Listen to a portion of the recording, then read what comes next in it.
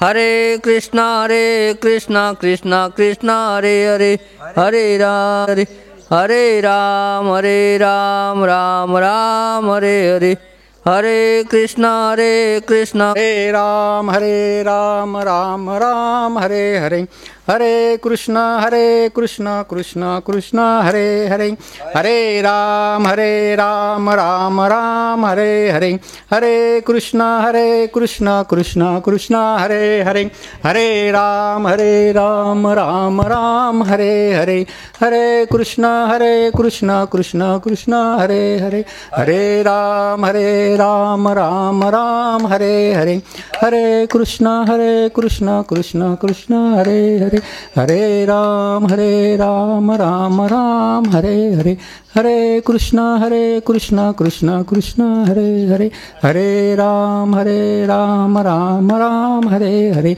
हरे कृष्णा कृष्णा हरे हरे, पुंडलीक वरदा हरे विठ्ठल श्री ज्ञानदेव तुकाराम, पंढरीनाथ भगवान की जय, संत ज्ञानेश्वर महाराज की जय, संत तुकाराम महाराज की जय, संत गजानन महाराज की जय, संत भास्कर महाराज की जय, संत गौरीशंकर महाराज की जय, संत वासुदेव महाराज की जय। ओम पूर्णमद पूर्णमिद पूर्णस्य पूर्णमुदच्यते पूर्णस्य पूर्णमादाय पूर्णमेवावशिष्यते। चराचरामध्ये वास करणाऱ्या परमेश्वर तत्वास माझं साष्टांग नमन। प्रत्यक्ष या भूवैकुंठावर वास करणारे परमेश्वर तत्व पंढरीनाथ महाराज यांना माझं साष्टांग प्रणिपात। संत ज्ञानेश्वर महाराज, संत एकनाथ महाराज, निवृत्तीनाथ महाराज, मुक्ताबाई, संत तुकाराम महाराज, संत गजानन महाराज, संत भास्कर महाराज, संत गौरीशंकर महाराज, संत वासुदेव महाराज यांना माझं साष्टांग प्रणिपात, विनम्र नमन। वैकुंठवासी पंजाबराव भाऊ आणि माझ्या मातोश्री यांना माझं साष्टांग प्रणिपात। आज 11 मार्च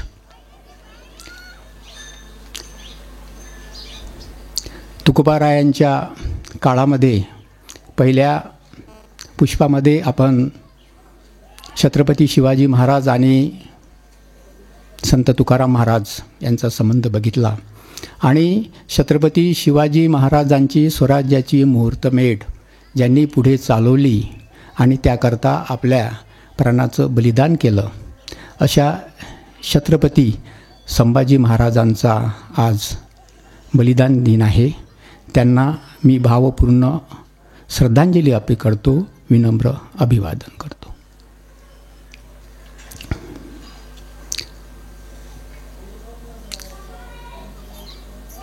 पहिलं पुष्प आणि दुसरं पुष्प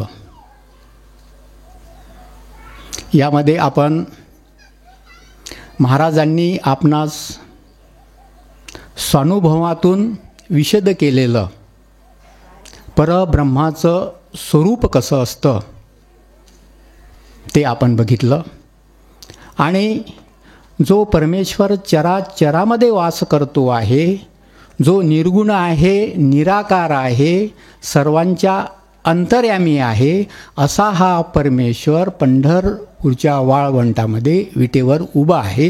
त्याचं ते सगुण रूप आहे आणि ते सगुण रूप कसं आहे आणि सर्व भक्तांच्या कल्याणाकरता ते सगुण रूप 28 युगापासून अहोरात्र भक्ताची काळजी घेत उभं आहे, असं निरंतर चिरंतर ते उभं राहील, असं हे परमेश्वराचं सगुण रूप महाराजांनी आपणास सांगितलं।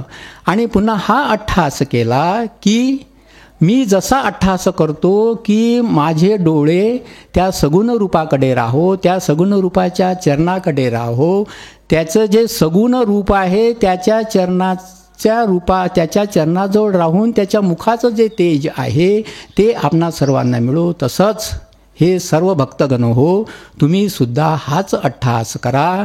अशा या परमात्म्याच्या चरणाजवळ तुम्ही राहा आणि त्याच्या सानिध्यामध्ये राहून ह्या सर्व सद्गुणाचा तुम्ही आनंद घ्या. असं हे सहज साधं सोपं वर्णन तुकोबारायांनी भक्तगणांकरता केलं.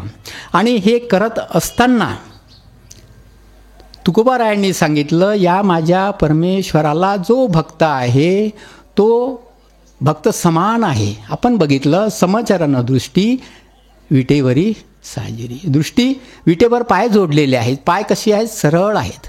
आणि दृष्टी कशी आहे, समान आहे, सरळ दृष्टी. जोपर्यंत भक्त मला दिसत नाही तोपर्यंत माझ्या परमेश्वराची दृष्टी आहे आणि दृष्टी ही समान आहे. मग आपले परमेश्वर तो भक्त गरीब आहे, श्रीमंत आहे, उच्च आहे, नीच आहे, स्त्री आहे, पुरुष आहे, युवक आहे, म्हातारा आहे, कोणत्या जातीचा आहे, कोणत्या धर्माचा आहे, कोणत्या पंथाचा आहे, असा कोणताही विचार करत नाही.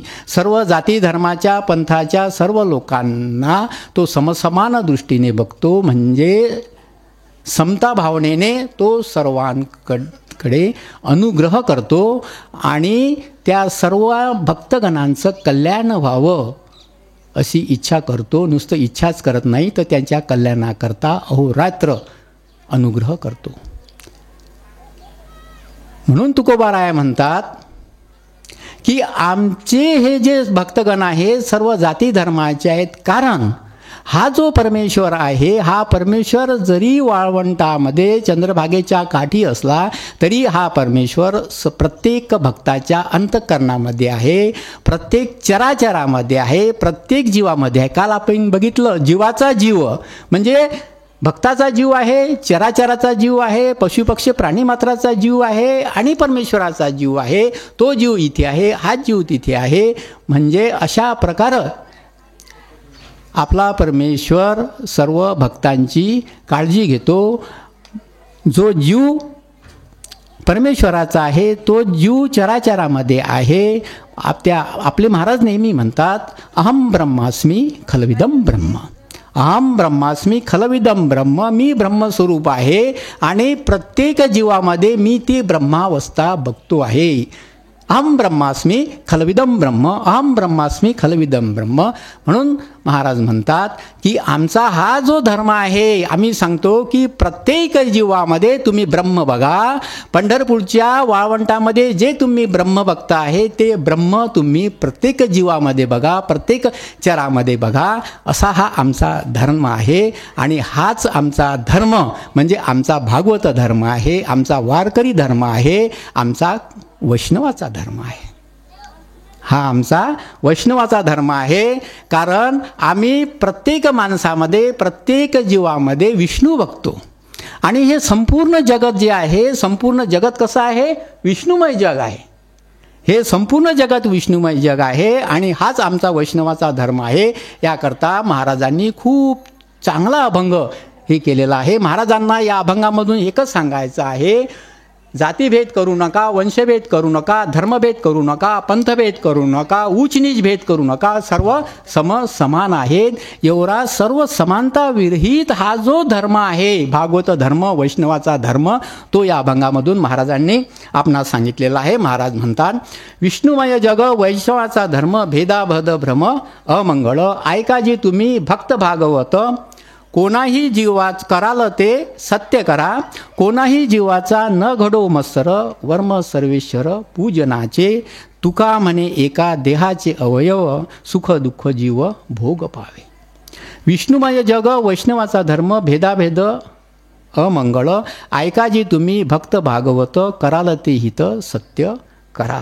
महाराज म्हणतात, हे जे जग आहे, हे जग हे विष्णुमय आहे.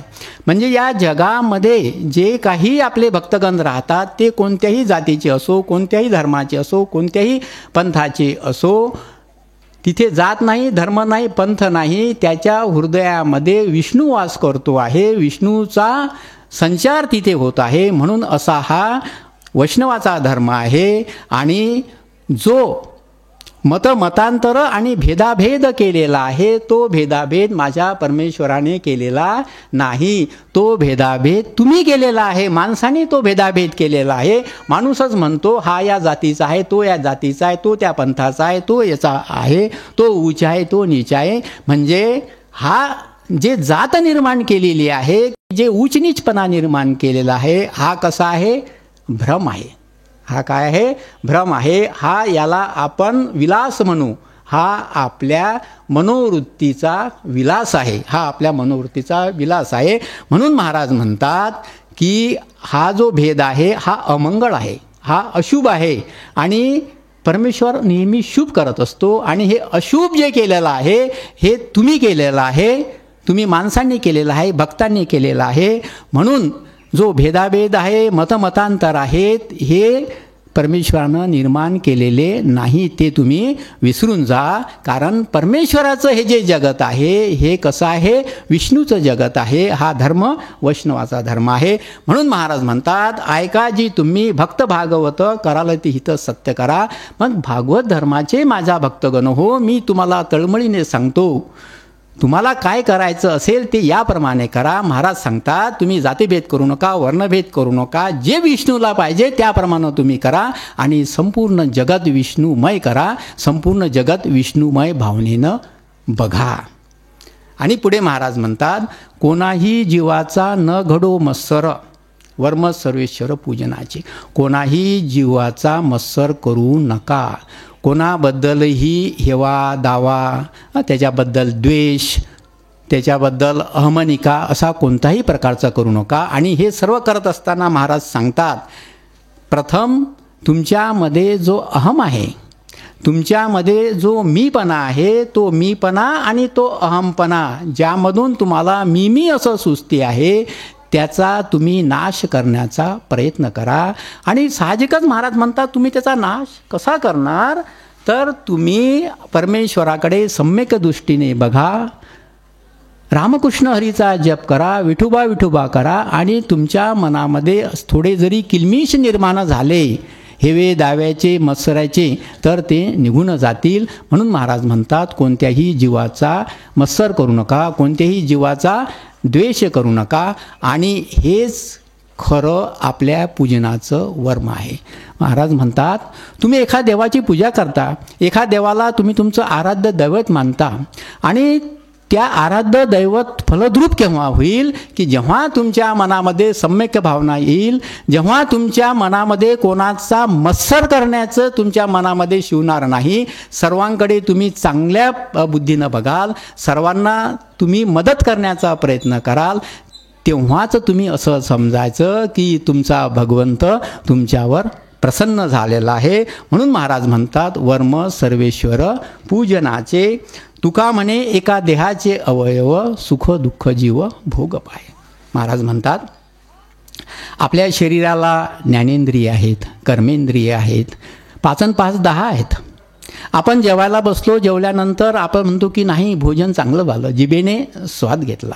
एखादं चांगलं संगीत कानाला ऐकायला आलं की चांगलं संगीत कानामधून आपल्या हृदयापर्यंत जाते. एखादं कर्कश वाद्य तुमच्या कानावर गेलं की ते तुमच्या हृदयाकडे जाते. डोळ्याने एखादी चांगली गोष्ट पाहिली तर तुमच्या डोळ्यातून तुमच्या हृदयाकडे जाते. त्याच डोळ्यानं तुम्ही एखादी दुसरी गोष्ट पाहिली ते महाराज म्हणतात की तुम्ही तुमच्या ज्ञानेंद्रियानं वेगवेगळ्या वस्तूचा, वेगवेगळ्या पदार्थाचा, वेगवेगळ्या आभासी वस्तूचा तुम्ही आस्वाद घेता. डोळे पाहतात, कान ऐकतात, डोळे चांगलंही पाहतात, वाईटही पाहतात, कान चांगलं ऐकतात, वाईटही ऐकतात. परंतु ते सर्व जाते कुठे? इथे आपल्या ज्ञानेंद्रियामधून ज्या काही संवेदना आपल्या शरीराकडे जातात, त्या आपल्या शरीराला जातात, त्या आपल्या जीवाला जातात. म्हणून एक प्रवाह डोळ्याकडून येतो, एक प्रवाह कानाकडून येतो, एक प्रवाह आपल्या त्वचेकडून येतो, परंतु ते सर्व आपल्या जीवाकडे जातात. महाराज म्हणतात की हे जरी सर्व ज्ञानेंद्रिय कर्मेंद्रियाकडून येतं की त्याचे भोग कोण भोगते?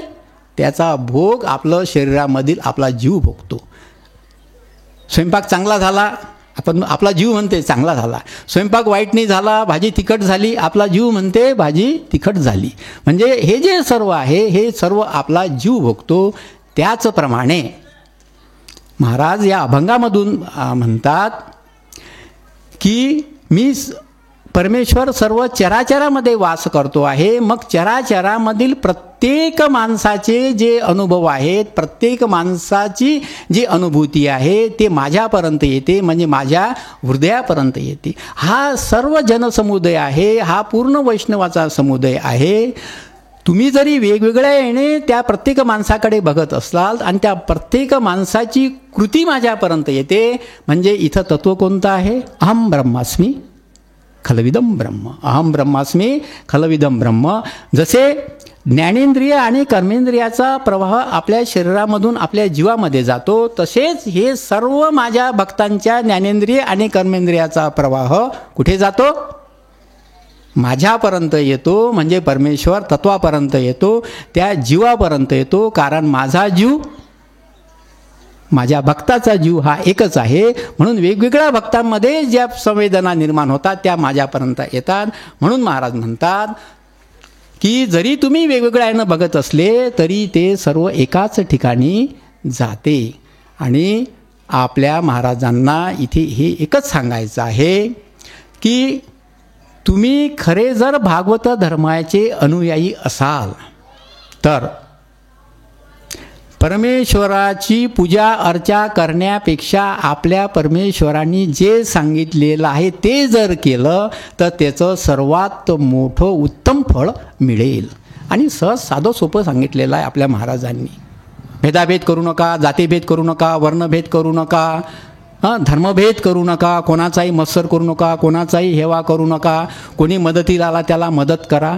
हे जर तुमचं आचरण जर तुम्ही केलं तर तुम्ही पांडुरंगाच्या चरणी तुम्ही लीन आहात, तुम्ही तिथे भक्ती केलेली आहे. एवढं मोठं फळ महाराजांनी या अभंगामधून सांगितलेलं आहे. खूप छान अभंग आहे हा. विष्णुमय जग वैष्णवाचा धर्म, भेदाभेद भ्रम अमंगळ, ऐका जे तुम्ही करा भागवत, कराल ते हित सत्य करा, कोणाही जीवाचा न घडो मत्सर, वर्मेश्वर सुर पूजनाचे, तुका म्हणे एका जीवाचे हे अवयव, सुख दुःख जीव भोग पावे. महाराजांनी सांगितलेलं आहे की या भागवत धर्मामध्ये इथे जात नाही, इथे पंथ नाही, गरीब श्रीमंत नाही. आणि आपण बघतो आहे की या भागवत धर्मामध्ये आपण ज्ञानेश्वर महाराजापासून नामदेव महाराजापासून तो पुढेपर्यंत जर बघितले तर सर्व जाती धर्माचे संत यामध्ये होऊन गेले. सिंपी समाजाचे आहेत, कुंभार समाजाचे आहेत, तेली समाजाचे आहेत, चांभार समाजाचे आहेत, ब्राह्मण समाजाचे आहेत, आणि आपली कान्होपात्रा पण आहे. आपली कान्होपात्रा पण आहे. जिला ज्या कान्होपात्राला त्या समाजामध्ये वारांगणामधून संबोधलं होतं ती कान्होपात्रासुद्धा भक्त आहे. त्या कान्होपात्राचा खूप छान दृष्टांत दिलेला आहे की माणसाचं अंतःकरण कसं हवं. तिचं अंतःकरण विठ्ठल विठ्ठल विठ्ठल होतं, आणि ते विठ्ठल विठ्ठल होत असताना ती जरी हे होती तरी ती त्या परमेश्वराच्या चरणापर्यंत पोचत होती. म्हणजे एवढं सहज साधं सोपं तत्त्वज्ञान महाराजांनी या भागवत धर्मामध्ये या अभंगाच्या माध्यमामधून सांगितलेलं आहे. आणि या क्षणी मला एक एवढं सांगायचं आहे, महाराजांच्या अभंगाचा जर आपण स्वानुभव केला तर कोणत्याही जातपात करू नका, पाहू नका, पंथभेद करू नका, धर्मभेद करू नका, वर्णभेद करू नका. सर्वांना परमेश्वराचे अंश माना, विष्णूचे अंश माना, प्रत्येकाला मदत करा. आणि असा हा सर्व समजा हा गोटावळा निर्माण होईल समुदाय, हाच खरा तुम्हाला आनंद देणारा राहील. आणि तो तुम्हाला आनंद देणारा राहील, तो मला आनंद देणारा राहील, म्हणजे तुकोबारायला आनंद देणारा राहील, आणि तो आपल्या पांडुरंगाला आनंद देणारा राहील. सोबतच महाराजांनी भक्तगणांना सांगितलं की हे माझ्या भक्तगणांनो, तुम्ही म्हणता मी शिवाचा उपासक आहो, तो माझा भक्तगण म्हणते मी विष्णूचा उपासक आहो, तो माझा भक्तगण म्हणते मी देवीचा उपासक आहो, ती माझी भक्त म्हणते मी या देवीची उपासक आहो, मी त्या देवाचा प्रसाद घेणार नाही, मी त्या देवाचा भंडार आहे तिथे जेवण करणार नाही, मी माझ्या परमेश्वराची या प्रकारे आराधना करेल. आणि तुम्ही म्हणता की माझाच देव मोठा आहे, माझाच देव आम्हाला स्वर्गामध्ये घेऊन जातो, माझाच पंथ मला स्वर्गामध्ये घेऊन जातो, माझाच धर्म मला स्वर्गामध्ये घेऊन जातो. जसं जात म्हटलेलं आहे तसं धर्म पण म्हटलेला आहे, तसं देव पण म्हटलेला आहे. महाराज म्हणतात अरे बाबा, तुमच्या डोळ्यांना जरी ते देव वेगवेगळे वाटत असेल, देव एकच आहे. तो कधी विष्णूचा रूप घेते, तुम्ही त्याला शिवाच्या रूपामध्ये बघता, देवीच्या रूपामध्ये बघता, लक्ष्मी देवीच्या रूपामध्ये बघता, सरस्वती देवीच्या रूपामध्ये बघता, चंडिका देवीच्या रूपामध्ये बघता, जगदंबेच्या रूपामध्ये बघता, म्हणजे तुम्ही त्यांना बघता. आणि पुन्हा पुढच्या अभंगामध्ये म्हटला की तुम्ही बघता, तुमच्या मनानं कल्पना केलेली आहे, त्या मनाचं रूप तुम्ही त्या दगडाला देता, तुम्ही त्या मूर्तीला देता आणि तुमच्या मनातून त्या मूर्तीमध्ये तुम्ही बघता. आणि विनाकारण तुम्ही भांडत बसता, मारामारा करता, हे करता, भांडणं करता, तुमचा संपूर्ण जीवन जे आहे ते त्याच्यामध्ये खर्च करता. असं करू नका. महाराज म्हणतात हरी आणि हर हा एकच आहे. हरी शिवहरी असेल, विष्णुहरी असेल, देवी असेल, दुसरी देवता असेल, एकच आहे. आणि पुन्हा महाराज म्हणतात हरी आणि हर, हरसुद्धा एकच आहे, हरसुद्धा एकच आहे. कारण मगाच्या सांगितल्याप्रमाणे जे जीवन तत्व परमेश्वराकडे आहे, जे जीवन तत्व संत महात्म्याकडे आहे, तेच जीवन तत्व सामान्य भक्तांकडे आहे. म्हणून महाराज म्हणतात हरिहरा भेद नाही करू नये वाद, एक एकाचे हृदयी गोडी साखरेच्या ठाई, भेदकाशी नाड एक वेलांटीचं आड, उजवे वाम भाग तुका म्हणे एकसी अंग. महाराज म्हणतात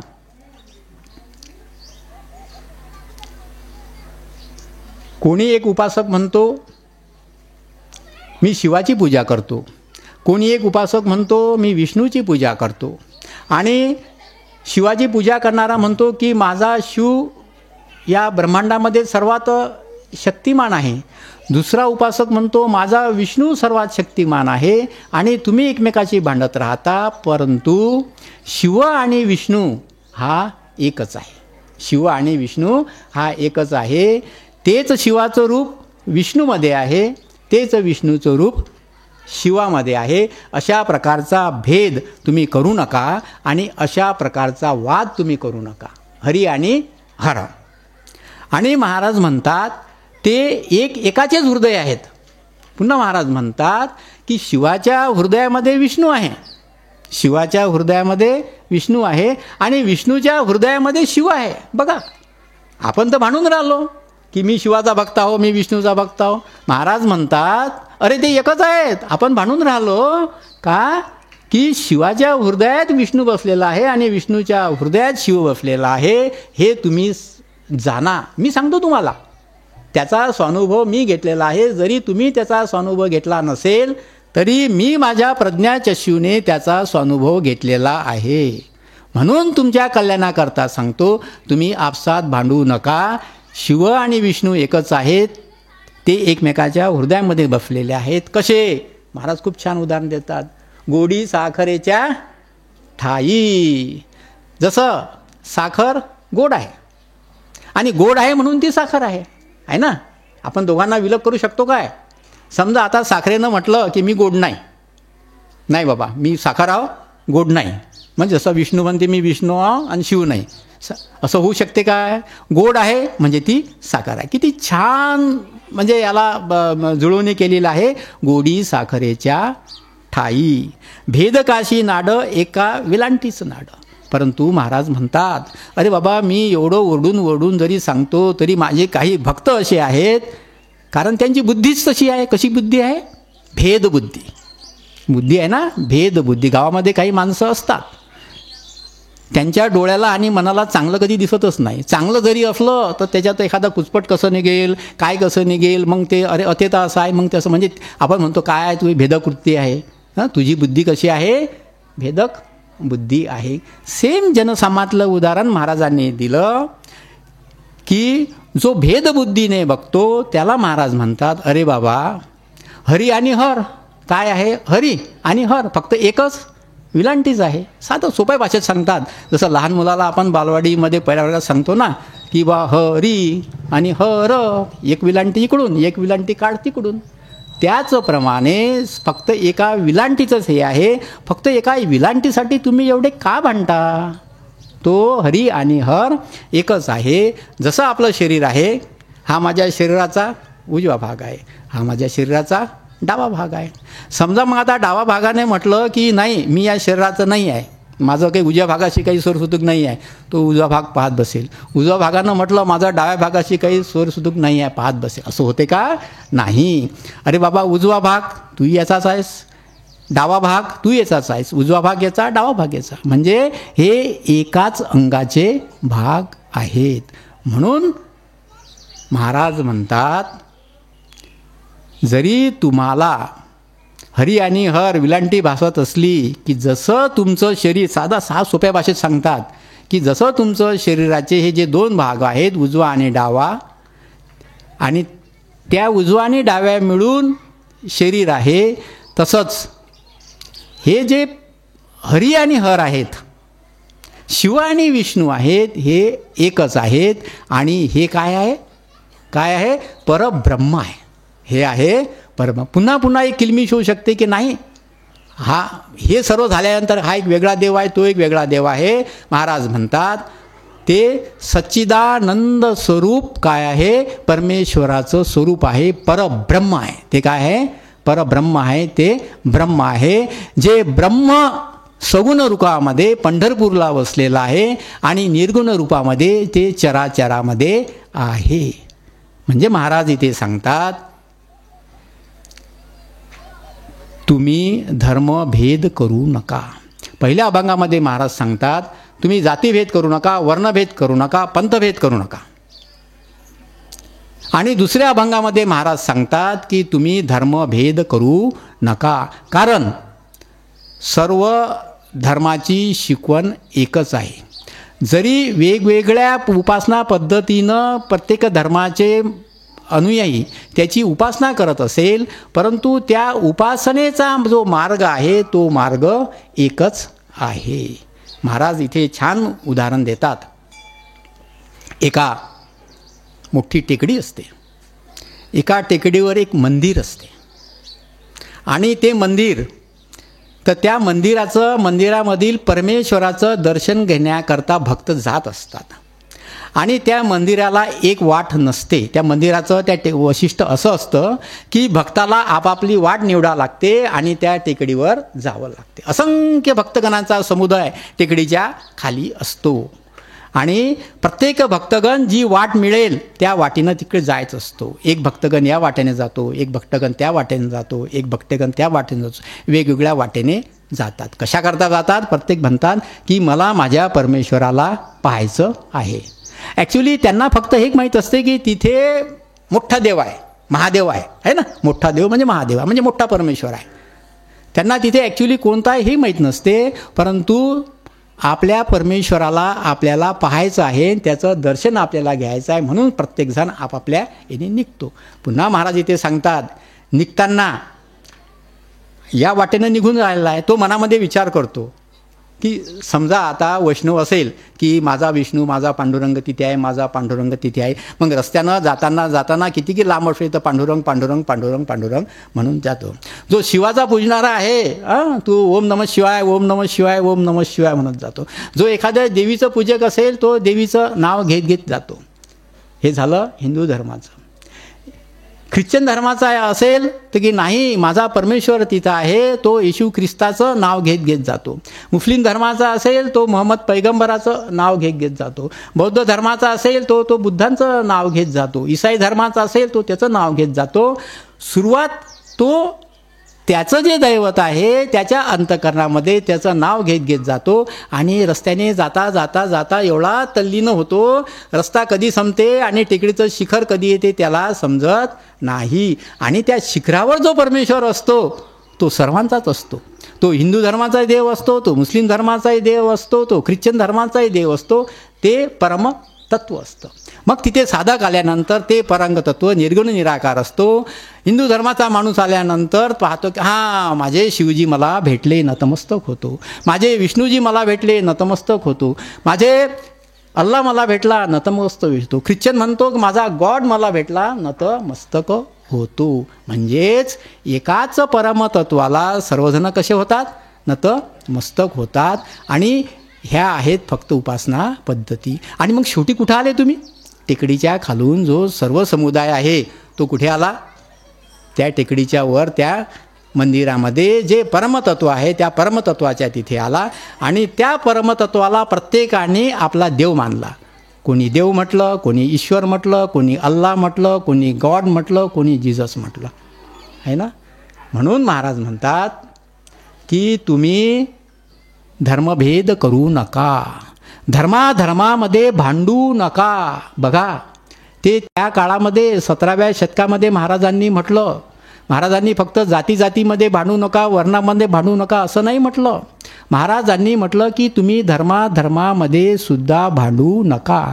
महाराजांच्या त्या काळामध्ये आपला हिंदू धर्म, मी पहिल्याच याच्यामध्ये सांगितलं की इस्लाम धर्माचं आपल्यावर आक्रमण झालं होतं. तिकडून ख्रिश्चन धर्माचे लोकसुद्धा येऊन राहिले होते आणि त्यांचं एकमेकामध्ये युद्ध व्हायचे, कोलाहल व्हायचे, माणसं कापल्या जायची, अशा प्रकारचे. आणि हा माझा धर्म मोठा आहे, तो माझा धर्म आहे. इस्लाम धर्मीय, मुघल धर्मीय जेव्हा इथे आले तेव्हा त्यांनी हिंदू धर्म हा कनिष्ठ आहे, हिंदू धर्माचा घातपात करून आपला इस्लाम धर्माचा प्रचार करण्याचं काम त्यांनी केलं की आमचा धर्म मोठा आहे. म्हणजे म्हणून महाराज म्हणतात की सर्व धर्म एक आहेत, असा भेद करू नका. हरी आणि हे काय, बघा किती मोठी शिकवण महाराजांनी दिली. आणि आज या गाथेचं निरूपण करत असताना आपण थोडंसं स्वानुभवानातून जर बघितलं की 17व्या शतकामध्ये महाराजांनी ते सांगितलं, असं वाटतं की महाराजांनी पुन्हा यावं आणि पुन्हा 21व्या शतकामध्ये हे सांगावं. आज आपण बघतो आहे धर्मामध्ये किती मोठं धर्म मार्तंडांचं मांडव चालू आहे, धर्म मार्तंडाचं कुंदन चालू आहे, मार्जन चालू आहे.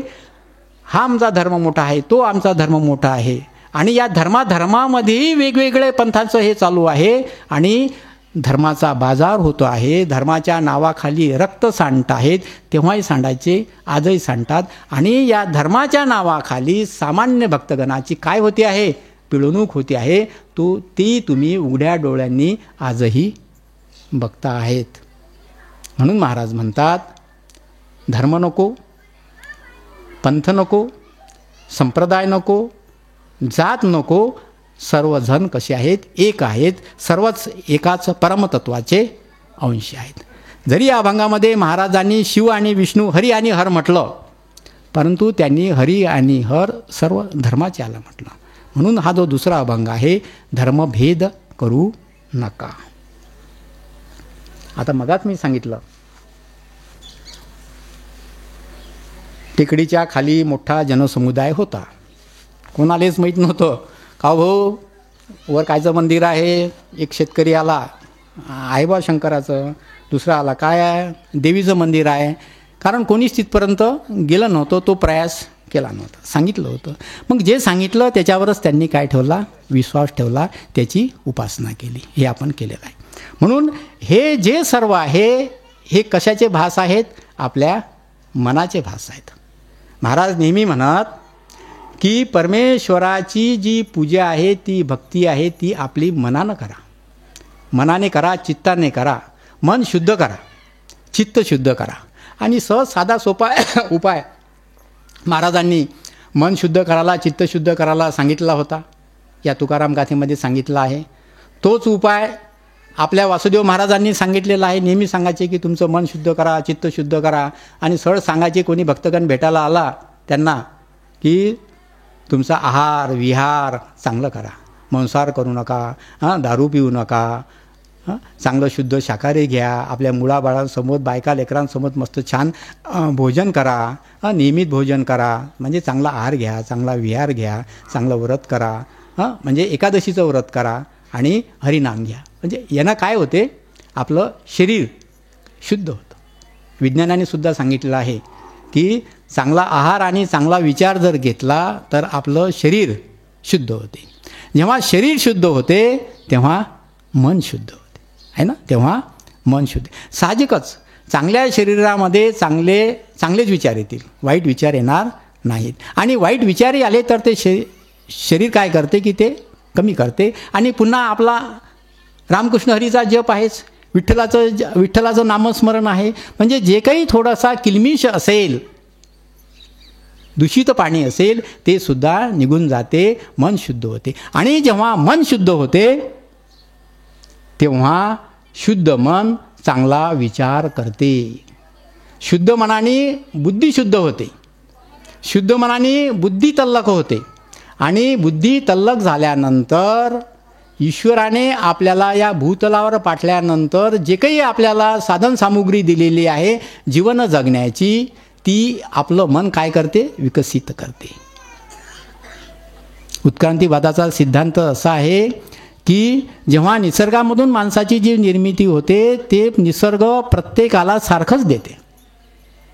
आज शास्त्रज्ञांचं सुद्धा तेच अनुमान आहे, शास्त्र सारखंच देते, परंतु प्रत्येक व्यक्ती त्याचा उपयोग कशा पद्धतीने करतो यावर सर्व काही अवलंबून असते. म्हणून महाराज म्हणतात मन चांगलं करा. जेव्हा तुमचं मन चांगलं होईल सृजन मन होईल. सृजन मन प्रबळ मन तयार करेल आणि प्रबळ मन तुमच्या शरीरामधील डोक्यामधील जो मेंदू आहे तो मेंदू प्रबळ करेल, तो मेंदू तेच करेल. म्हणजे जे निसर्गानं तुम्हाला बुद्धी दिलेली आहे ती बुद्धी कशी होईल, प्रज्वलित होईल. त्या बुद्धीचं काय होईल, मार्जन होईल. आणि बुद्धीचं मार्जन झाल्यानंतर त्या बुद्धीमधून प्रतिभा तयार होईल. बघा, त्याच आपलीच बुद्धी, त्या बुद्धीमधून प्रतिभा तयार होईल आणि त्याच बुद्धीमधून प्रज्ञा तयार होईल. त्याच बुद्धीमधून प्रज्ञा तयार होईल. आणि तुम्हा सर्वांना माहिती आहे प्रतिभा तयार झाल्यानंतर काय घडतं, प्रज्ञा तयार झाल्यानंतर काय घडतं.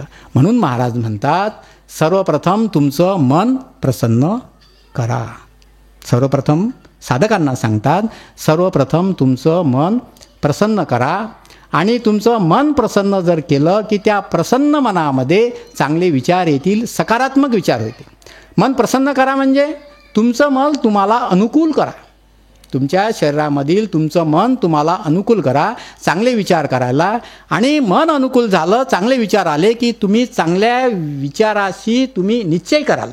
निश्चयाचे बळ तुम्हाला मिळेल चांगलं मन असलं की. आणि चांगल्या विचाराने चांगला निश्चय केला तर तो निश्चय तडीत जाण्याकरता तुम्ही काय कराल, प्रयत्न कराल. तुम्ही प्रयत्न कराल. म्हणून महाराजांनी खूप छान अभंग दिलेला आहे.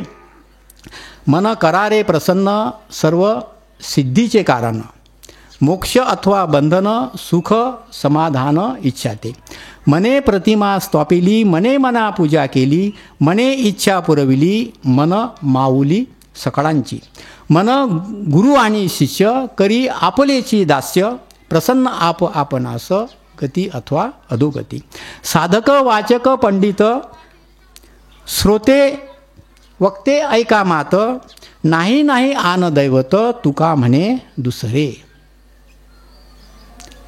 आपण नेहमी आपला हा एक अभंग महाराजांचा नेहमी आपण गुणत असतो. मन करा रे प्रसन्न सर्व सिद्धीचे कारण, मोक्ष अथवा बंधन सुख समाधान इच्छा ते.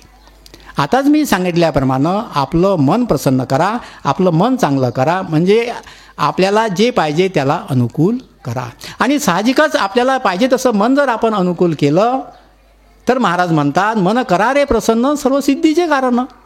म्हणजे तुम्ही जो विचार मनामध्ये आणाल, तुम्ही त्याचा निश्चय कराल आणि तुम्ही तो विचार प्रत्यक्षामध्ये आणण्याकरता प्रयत्न कराल.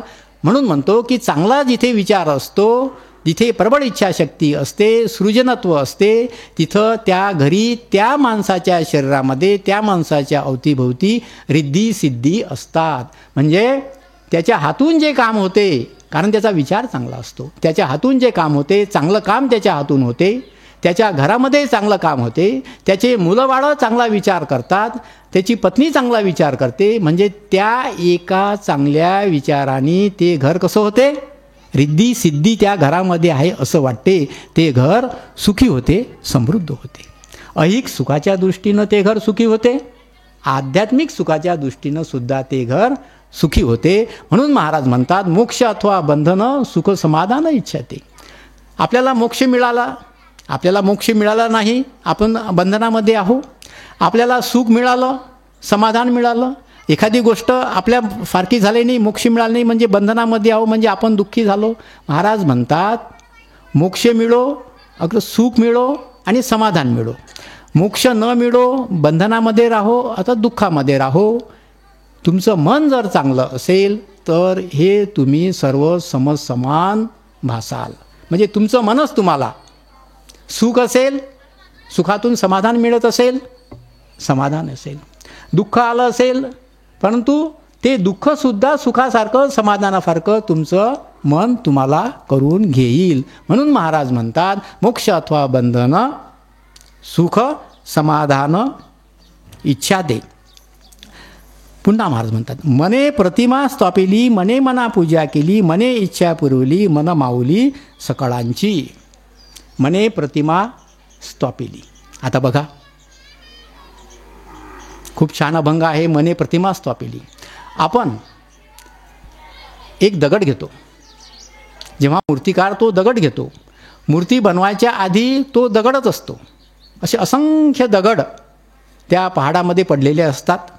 त्या असंख्य दगडामधील एक दगड तो मूर्तिकार घेतो आणि तुम्हाला जे परमेश्वर पाहिजे, आपण म्हटलं की आम्हाला या देवाची मूर्ती करून द्या, त्या देवाची मूर्ती करून द्या, शिवाची मूर्ती करून द्या, विष्णूची मूर्ती करून द्या, पार्वतीची मूर्ती करून द्या, या महाराजांची मूर्ती करून द्या.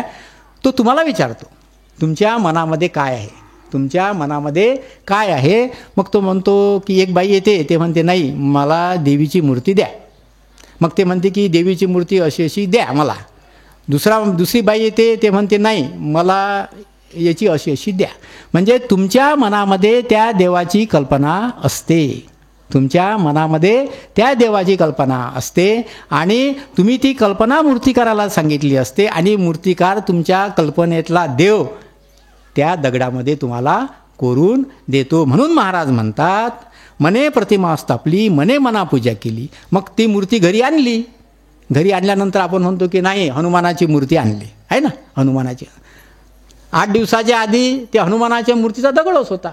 त्याच दगडावर हनुमानाची मूर्ती आपण घरी केली, हनुमानाची मूर्ती आणली. म्हणजे आपल्या डोक्यातली हनुमानाची प्रतिमा, हनुमानाचं सगुण रूप, नंतर हनुमानाच्या सगुण रूपामध्ये असणारे हनुमानाची कीर्ती. हनुमानाने काय केलं, राम भक्त हनुमान, रामाचा तो निस्सीम सेवक आहे. हे म्हणजे आपण जे जे काय वाचलेलं असेल रामायणामध्ये हनुमानाच्या बाबतीत ते सर्व आपण त्या मूर्तीमध्ये आपण बघतो आहे सगुण. आणि त्याच्यामध्ये हे सर्व जे वर्णन आहे हे त्याच्यामध्ये केलेलं आहे. आणि ती मूर्ती आपण म्हणतो. आता समजा तुमच्या घरात तुमच्या एखाद्या लहान पोरानं म्हटलं आजी हा तर दगडच आहे हो, हा तर दगडच आहे हो, आणि तू तर म्हणतो हनुमानाची मूर्ती आहे, तुम्ही खपून घेणार का? नाही. ते म्हणता की बापा तू असं नको म्हणू, तुला पाप लागेल, तू देवाच्या पाया लाग, ही हनुमानाची मूर्ती आहे. म्हणजे महाराजांना इथे सांगायचं आहे की परमेश्वरसुद्धा तुमच्या कल्पनेमध्ये आहे. तुमच्या कल्पनेतला परमेश्वर तुम्ही त्या दगडामध्ये उतरवलेला आहे आणि त्या दगडामध्ये उतरलेल्या तत्वाला तुम्ही देव मानता आहात. म्हणजे याचा अर्थ तुम्ही तुमच्या मनामध्ये निर्माण केलेला आहे देव आहे त्याचीच तुम्ही पूजा करता. म्हणजे मने मना पूजेली, म्हणजे मनाने निर्माण केलेला देव तुम्ही दगडात घातला आणि त्याची तुम्ही पूजा करता आहेत. आणि म्हणून महाराज म्हणतात मने इच्छा पुरवली, मन माऊली सकळांची. हे जे सर्व आहे ह्या तुमच्या सर्व इच्छा आहेत. मन जशी जशी इच्छा करते तसं तसं तुम्ही त्या दगडामध्ये तुमचा देव बघता. म्हणून महाराज म्हणतात की मना एवढं दुसरं चांगलं मोठं दैवत नाही. महाराज म्हणतात की मन कसं आहे, मने इच्छा पुरवली, मन इच्छा पुरवते. आणि मन कसं आहे, ही सर्वांची माऊली आहे. मन सकळांची माऊली, मन हे सर्वांची माऊली आहे. कारण माऊली जशी सर्वांच्या इच्छा पुरवते, माऊली जशी सर्वांच्या इच्छा पुरविते तसंच मनसुद्धा सर्वांच्या इच्छा पुरविते. आता मी मगाच सांगितलेलं आहे, एकच मन एक इच्छा करते, त्याच दगडामध्ये तो देव पाहते. तेच मन दुसरी इच्छा करते, त्याच दगडामध्ये दुसरा देव पाहते. म्हणून महाराज म्हणतात हे सर्व आभासी व्यवहार कोणाचे आहेत? मनाचे आहेत. मनापूजा केली आणि मन माऊली सकळांची. ही जे मन आहे हे सर्वांची माऊली आहे, सर्व भक्तगणांची माऊली आहे. म्हणून महाराज म्हणतात साधक हो, भक्तगण हो, तुम्ही मनाला जपा, तुम्ही मनाला जपा. कारण तुमचं मन जेवढं तुम्ही जपा, तुम्ही मन जेवढं तुम्ही प्रसन्न कराल, मन जेवढं तुम्ही आनंदित कराल, तेवढा जो देव आहे तुम्ही तुमच्यामध्येच बघाल. तेवढा जो देव आहे तुम्ही तुमच्यामध्येच बघाल. तो देव पाहण्याकरता तुम्हाला एखाद्या मूर्तिकाराला दगड आणून तिथे तुमच्या मनातला जो दगडामध्ये देव दाखवण्याची गरज नाही. नंतर महाराज म्हणतात मन गुरु आणि शिष्य करी आपलेशी दास्य. मनाच्या बाबतीमध्ये आपण म्हणतो, आपलं मन म्हणते की मी या संताचा शिष्य आहे, हे संत माझे गुरु आहेत, हा माझा देव आहे, हा जो देव आहे माझा गुरु समान आहे आणि मी त्याचा शिष्य आहे. म्हणजे काय? आपण म्हणतो की कोणाला गुरु मानणं आणि कोणत्या गुरुने कोणाला शिष्य मानणं हे कोणी ठरवलेलं आहे? हे आपल्या मनाने ठरवलेलं आहे. एखादा म्हणतो की नाही, मी या देवाचा भक्त आहे आणि या देवाचे खूप मोठे संत आहेत, रामकृष्ण मठ आणि मिशनरीचा मी साधक आहे आणि रामकृष्ण मठ आणि मिशनरीचे वीरेश्वरानंद महाराज आहेत आणि ते वीरेश्वरानंद महाराज माझे गुरु आहेत आणि मी त्यांचा भक्त आहे ना. दुसरा एक साधक येईल, तो म्हणत नाही, त्या काशीच्या मठाचे सिद्धनाथ महाराज मोठे सिद्धीवाले महाराज आहेत आणि ते माझे गुरु आहेत, मी त्यांचा शिष्य आहे. आणि काही गुरुसुद्धा अधिकारवाणीने सांगतात हा माझा शिष्य आहे. जरी ते गुरु असले परंतु त्यांचं मनच सांगते की हा माझा शिष्य आहे आणि म्हणतात हा माझा खरा शिष्य आहे, हा माझा निस्सीम शिष्य आहे. शिष्य शिष्यामध्ये भेद करतात. हा माझा 1 नंबरचा शिष्य आहे, हा माझा 2 नंबरचा शिष्य आहे. हा शिष्य दररोज माझ्या दर्शनाला येतो, हा शिष्य आठवड्यातून येतो. हा शिष्य व दर्शनाला येताना मोठे फळफळावळण, मोठं धान्य मेवा घेऊन येतो. हा शिष्य येताना फक्त हारच घेऊन येते, फुलंच घेऊन येते, आहे ना. पण दोघांनाही शिष्य म्हणतो. मग तो गुरु यांना निस्सीम शिष्य म्हणतो, यांना माझा हा शिष्य म्हणतो. मग महाराज म्हणतात हे कोणी केलेलं आहे? हे सर्व मनाने केलेलं आहे. मन गुरु आणि शिष्य करी आपलेची दास्य. गुरु आणि शिष्य म्हणणं हे मनानेच मनाचं दास्यत्व केलेलं आहे. मन गुरु आणि शिष्य करी आपलेची दास्य, प्रसन्न आपणास गती अथवा अधोगती. म्हणून महाराज म्हणतात तुम्ही हे सर्व सोडून द्या, काहीच नका करू. तुमचं मन तुमचं आहे, ते मनच फक्त तुम्ही प्रसन्न करा आणि ते प्रसन्न केल्यानंतर तुमचं मन तुम्हाला गती देईल. आणि अधोगती जरी आली की तर अति अधोगती समसमान मानून त्या अधोगतीचं रूपांतर गतीमध्ये करेल. आणि तुमचं मन जे आहे गतीमध्ये जेवढं सम्यक वृद्धीने वागेल तेवढंच मन अधोगतीमध्ये सुद्धा वागेल. बघा, प्रसन्न आपणास गती अथवा अधोगती. साधक वाचक पंडित श्रोते वक्ते ऐका मात, नाही नाही आन दैवत तुका म्हणे दुसरे. म्हणून महाराज सांगतात माझ्या साधक गणा हो, भक्तगणा हो, श्रोतेगणा हो, पंडित हो, मुनिजन हो, तुम्ही हे माझं साधं सोपं तत्त्वज्ञान ऐका. तुम्ही त्याचं ग्रहण करा आणि तुमच्या भक्तगणांना सांगा की मनाशिवाय दुसरं दैवत नाही. बघा, महाराजांनी मनाच्या बाबतीमध्ये किती चांगलं उद्घोषण या अभंगाच्या माध्यमामधून केलेलं आहे. आणि मनाची शक्ती ही किती मोठी शक्ती आहे. त्याच मनाच्या शक्तीने एकाच दगडामध्ये वेगवेगळे देव पाहिलेले आहेत. तसंच आता महाराज म्हणतात की माती असते, केला मातीचा पशुपती, परी मातीशी काय महती, शिवपूजा शिवाशी पावे, माती माती मजी समावे. माती मातीमधी समावे. माती पडलेली आहे. भक्तगण येतात आणि ती जी माती आहे त्या मातीचं शिवलिंग करतात. त्या मातीचं शिवलिंग करतात. सर्व भक्तगण मातीचं शिवलिंग करतात. आता बघा, मातीचं शिवलिंग केल्यानंतर ते शिवलिंग बनेपर्यंत ती मातीच होती.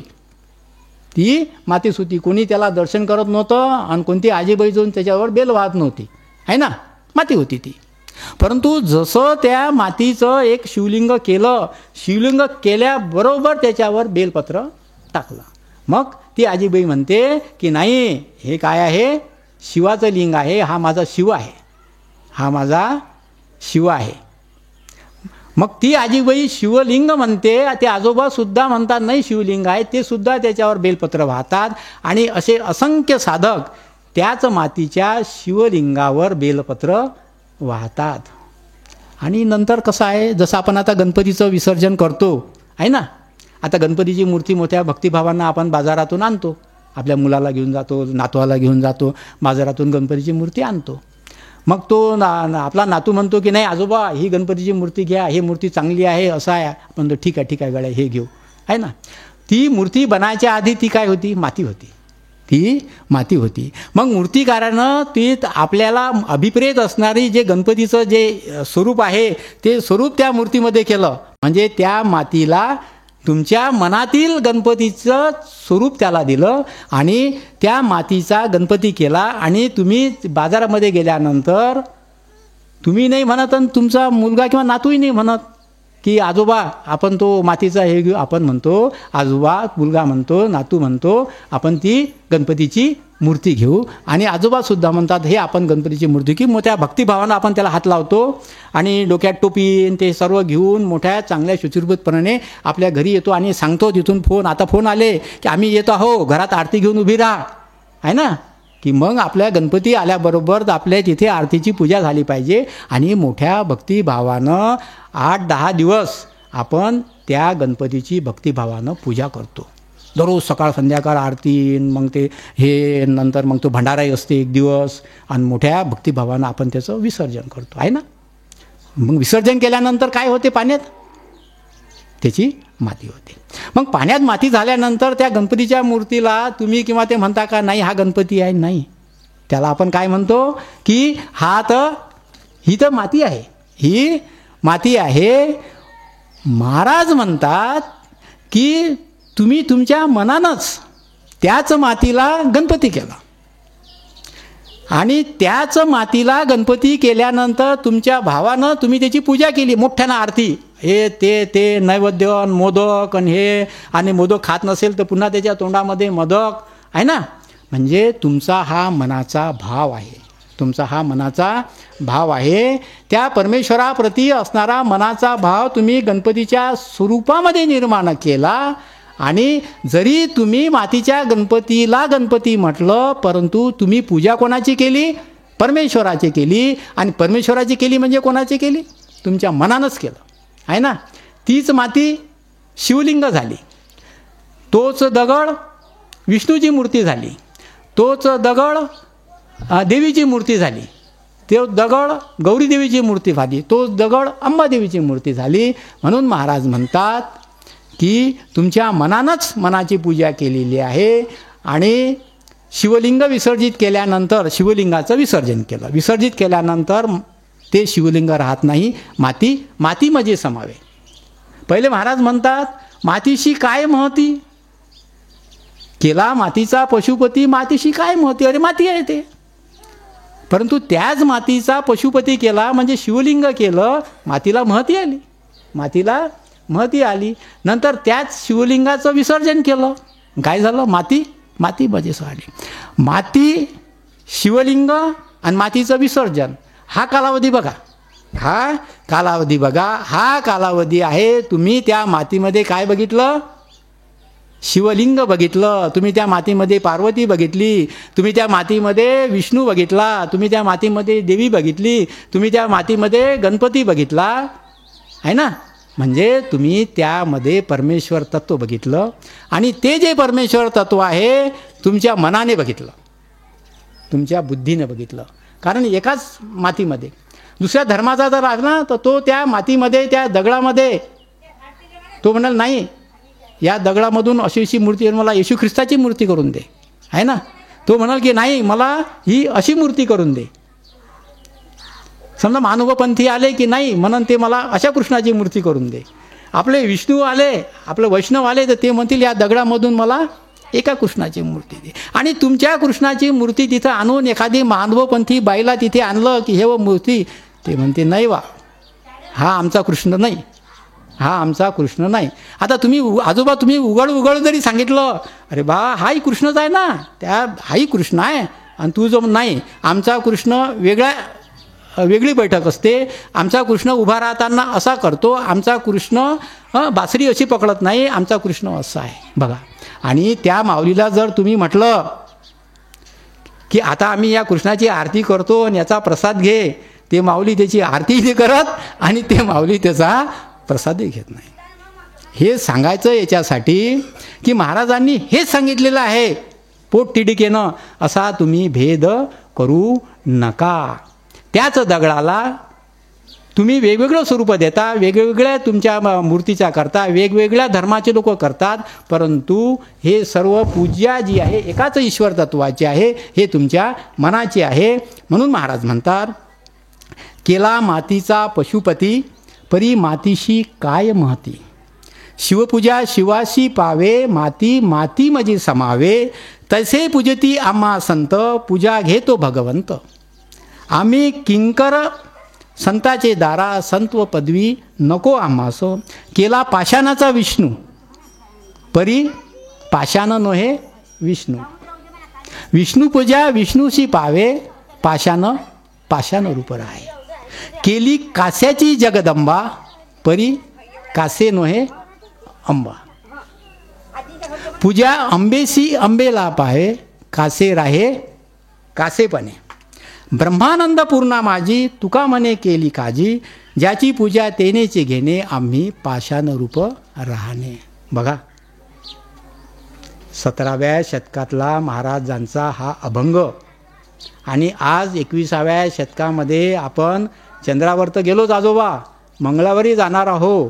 इतकी मोठी विज्ञानाची प्रगती केली असताना सुद्धा आपण तेच करतो आहे ज्या 17व्या शतकामध्ये 16व्या शतकामध्ये 12व्या 13व्या शतकामध्ये या आपल्या संतांना दिसत होतं माझा भक्तगण काय करतो आहे आणि कशासाठी झगडतो आहे आणि काय करतो आहे.